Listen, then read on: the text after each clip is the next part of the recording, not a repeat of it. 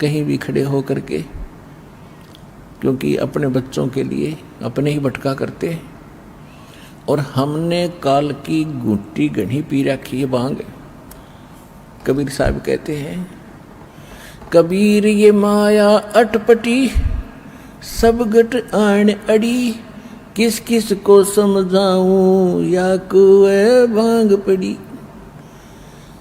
अब जैसे किसी ने कुएं में और 10-20 किलो भांग डाल दियो, उस कुएं के जल ने जो भी पीवेगा, तो 1000 आदमी पीकर चल पड़ो वहां से, तो सबकी एक जैसी भाषा, एक जैसी चाल, एक जैसी सोच हो जाती है। नशे में आपने देखा हो कभी, शराब के ठेके से घुट्टी ला कर जब निकलते हैं, तो 10 जने आ रहे हो लाइन में आगे पीछे, एक जैसी उनकी चाल होगी, ऐसे डगमगाते हुए, और ऐसे उनकी बोली होगी।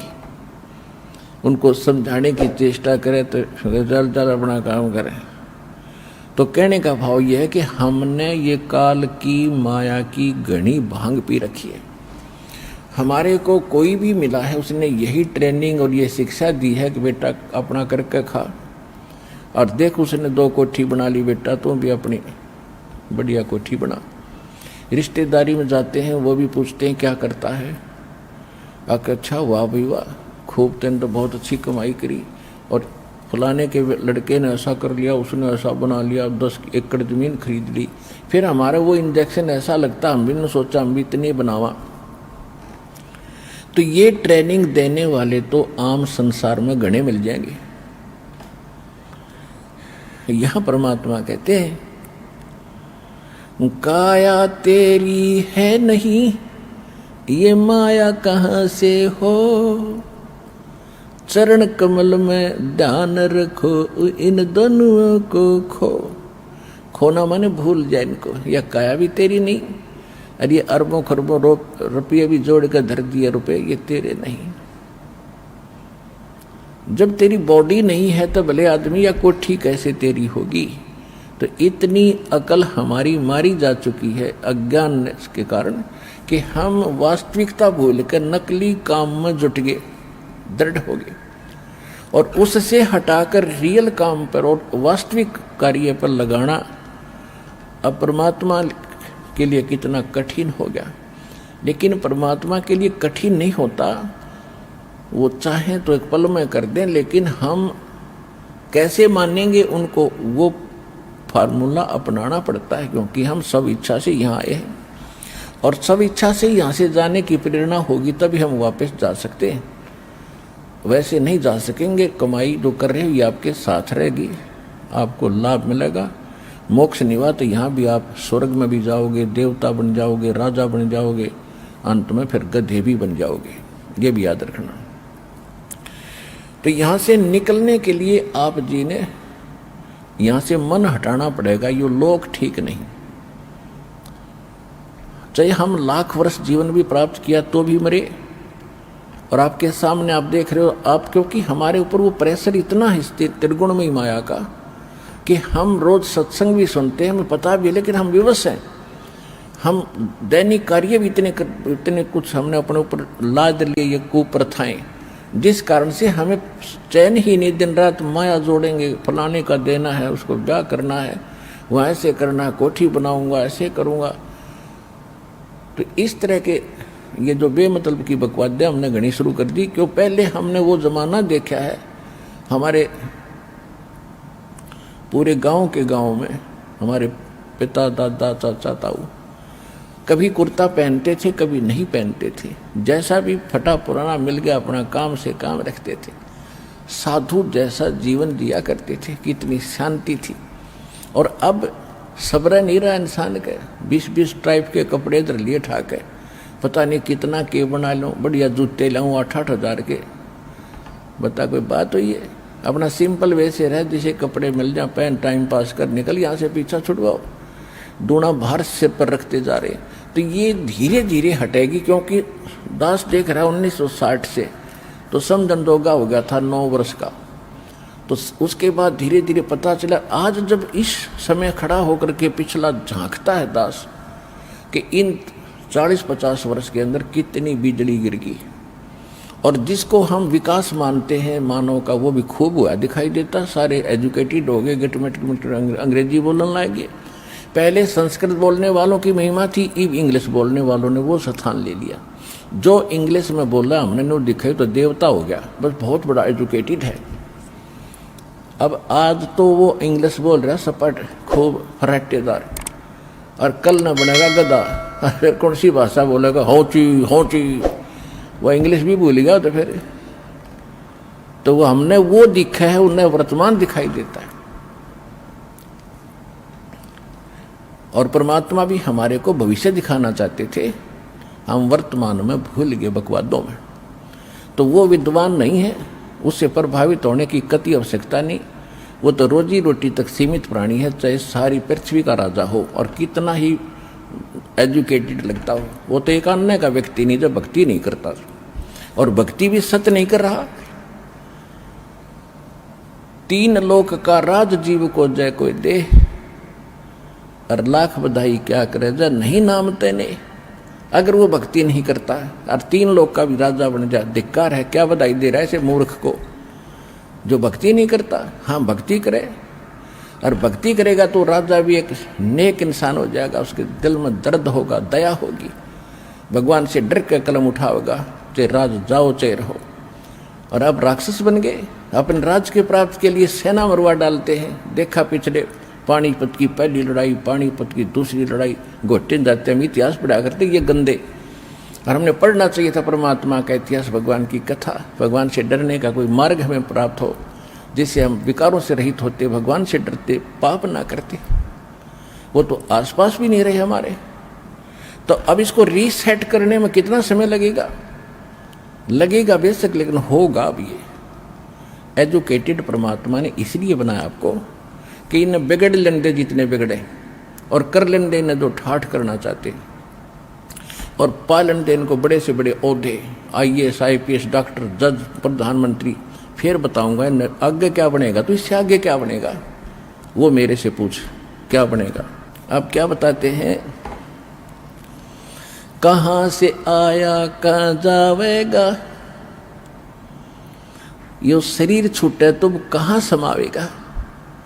देखो, कोई भी व्यक्ति, किसी ने कहीं दूर देश जाना है, दूसरे शहर में जाना है, उससे पहले वो ये सोचकर चलता है कि मैं किसी धर्मशाला में रुकूंगा फलाने शहर में, या कोई मित्र या कोई रिलेटिव का एड्रेस लेकर चलता है, मैं रात वहाँ काटूंगा, वहाँ डटूंगा।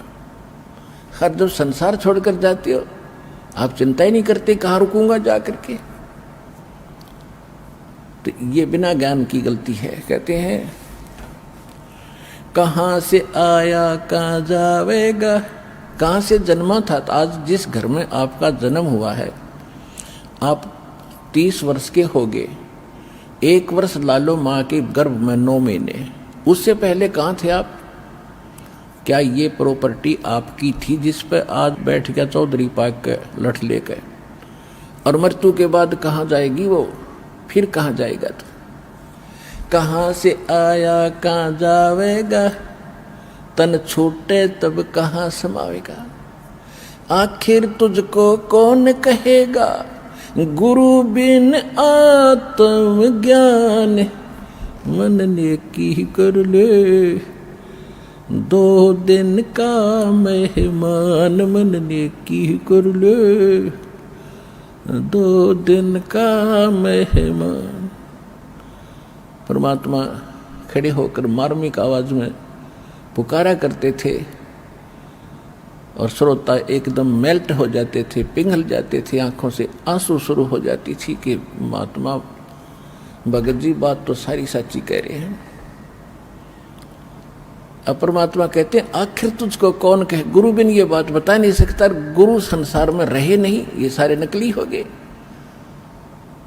तो आपका सौभाग्य कि आपको गुरु भी मिले हैं, और ऐसे प्राइम टाइम में मनुष्य जीवन भी मिला है। इसको संभाल कर रखना, परमात्मा की इस रजा को व्यर्थ ना करना। ये कोई आम बात ना समझना, संयोग ना समझना, परमात्मा के किए हुए ये विशेष रजा तुम्हारे ऊपर है। इसको सफल करना, डट के रहना। आखिर तुझको कौन कहेगा गुरु बिन आत्मज्ञान। यहाँ पर अभी तक हम सुना करते थे कि आत्मज्ञान हो गया मोक्ष हो गया, आत्मज्ञान हो गया मोक्ष हो गया। इनको यही नहीं पता था आत्मज्ञान क्या होता है। आत्मज्ञान से मोक्ष नहीं, आत्मज्ञान के बाद परमात्म ज्ञान हो। कहते हैं कूप की छाया और कूप के माही, ऐसा आत्मज्ञान। जैसे कुएं की छा और कुएं तक ही सीमित होती है, उसका बाहर कोई लाभ नहीं। ये है तुम्हारा आत्मज्ञान। क्या है आत्मज्ञान? आत्मज्ञान हो क्या कराते थे कि तू जीव है, अब कहाँ से आया था, कहाँ जाएगा।